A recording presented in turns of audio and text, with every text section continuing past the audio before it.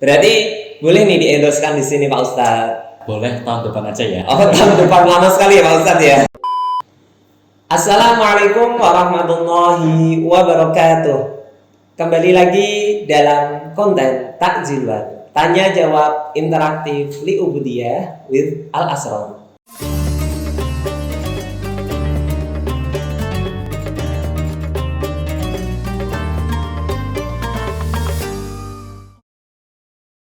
Pada episode kali ini bersama saya Kang Mus selaku moderator, dan di samping saya ada Pak Ustadz Abil Nurul Ibad. Assalamualaikum Pak Ustadz. Waalaikumsalam warahmatullahi Kaifa haluk?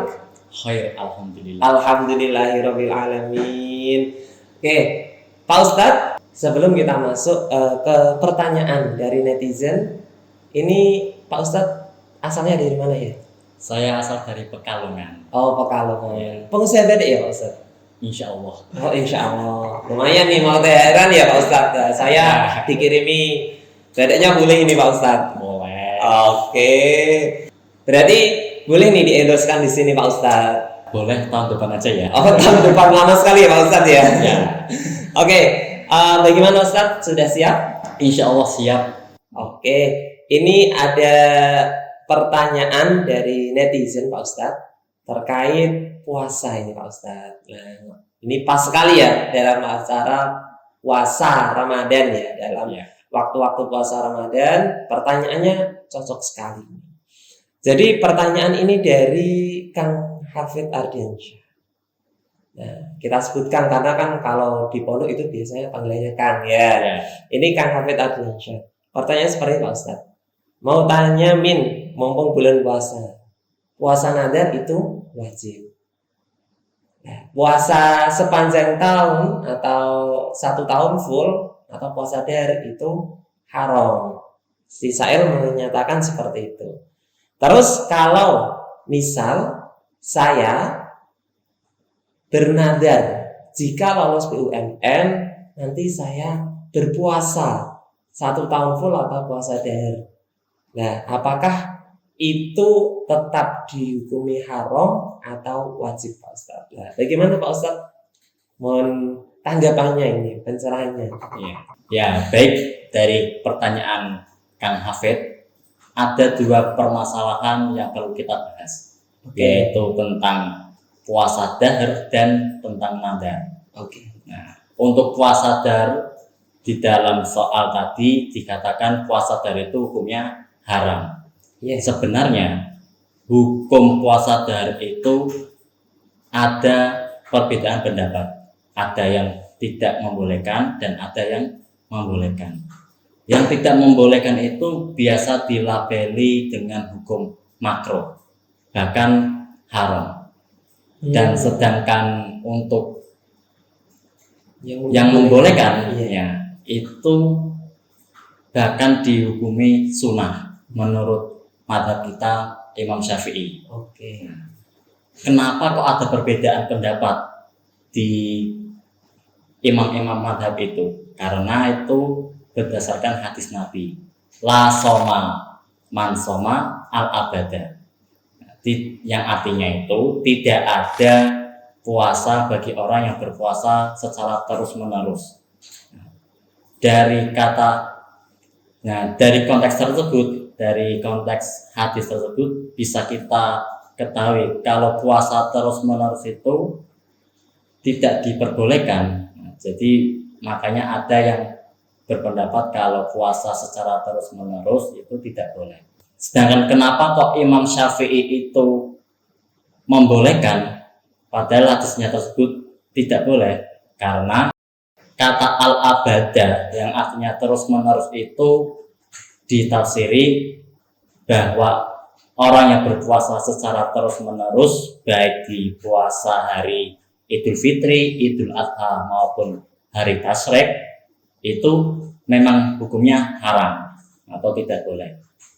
Tapi Imam Syafi'i itu membolehkan dengan 3 catatan. Ya, yang pertama, orang yang berpuasa itu tidak merasa keberatan.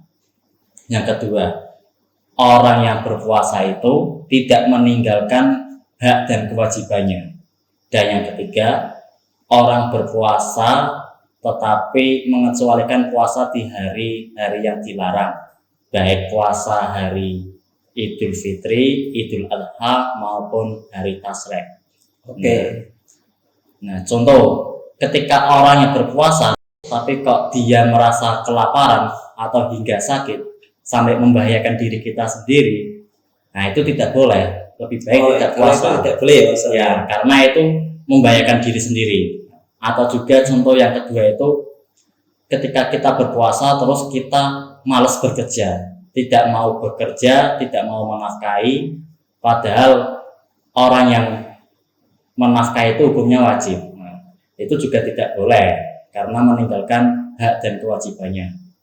Nah, yang ketiga, ketika kita melaksanakan puasa dahar terus-menerus, melaksanakan di hari-hari yang tidak diperbolehkan juga, itu juga tidak boleh. Jadi kalau puasa dahar selama itu ada 3 syarat, mengecualikan yang hari haram juga itu ya, ya itu boleh. Jadi ketika 3 syarat itu tidak ada yang tidak terpenuhi, maka hukumnya makruh. Lebih baik tidak berpuasa. Nah, kemudian pembahasan yang kedua itu tentang nadar. Jadi pengertian nadar sendiri itu kesanggupan orang melaksanakan ibadah yang belum disyariatkan. Belum disyariatkan. Ya, jadi contoh kalau kita yang tidak boleh ya, ini tidak disebut nadar. Ketika kita melaksanakan zuhur, terus kita bernadar setelah zuhur kita akan sedekah, itu tidak bisa disebut nadar karena zuhur sendiri itu sudah disyariatkan. Jadi atau sebaliknya ketika kita tidur kemudian kita nadar bangun tidur saya mau sholat zuhur, itu juga tidak bisa sebut nadar karena sholat zuhur itu tadi termasuk syariat. Terus selain itu nadar itu hukumnya wajib. Nah, boleh tidak melakukan nadar ketika yang dinadar itu bukan suatu yang diperbolehkan. Misal kita nadar karena maksiat atau kita nadar untuk melaksanakan maksiat, itu tidak boleh. Contoh ketika ketika si maling, ketika maling itu nadar ketika pas maling itu berhasil sukses hasil malingannya itu, kemudian nadar akan membagikan atau sedekah hasil curian tadi, itu tidak boleh karena itu perkara yang tidak diperbolehkan. Jadi nadar ketika perkara yang diperbolehkan untuk melaksanakan sesuatu yang diperbolehkan dan belum disyariatkan, itu hukumnya wajib nadar itu.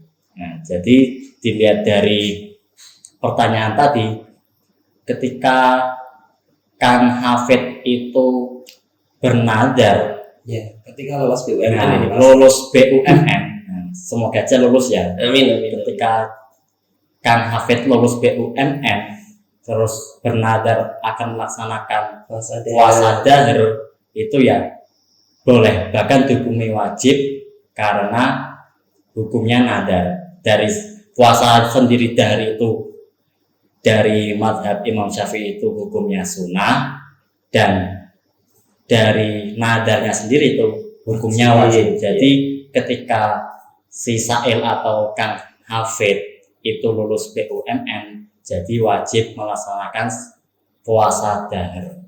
Seperti itu ya Pak. Jadi untuk Kang Hafid selaku Sail ini, nanti kalau lulus BUMN berarti wajib untuk melaksanakan nadarnya gitu ya Pak Ustadz ya. Oke, ada tambahan lain Pak Ustadz? Saya kira cukup. Oke, untuk kesimpulannya, puasa dahar itu ada 2 hukum ya, ada 2 hukum yang mana menyatakan bahwasanya puasa dahar itu boleh dan tidak boleh.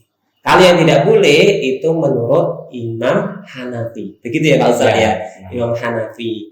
Nah, bahkan hukumnya bisa sampai haram. Nah, sedangkan menurut Imam Syafi'i itu diperbolehkan dan hukumnya itu sunnah dengan memenuhi 3 ketentuan. Ya, kita ketentuan. 3 ketentuan itu apa saja? Tadi sudah disebutkan oleh Pak Ustadz. Salah satunya adalah kemampuannya ya, kemampuan dari yang shaim ini sendiri. Ya. Kemudian tidak meninggalkan hak kewajibannya kepada keluarga dan dirinya, dan juga yang terakhir atau yang ketiga yaitu tidak ya mengecualikan atau tidak melaksanakan puasa di 5 hari yang diharamkan, yaitu 2 hari raya dan 3 hari tasyrik, tanggal 11, 12, dan 13 Dzulhijjah. Seperti itu untuk penjelasan dari hukum puasa nadar itu sendiri.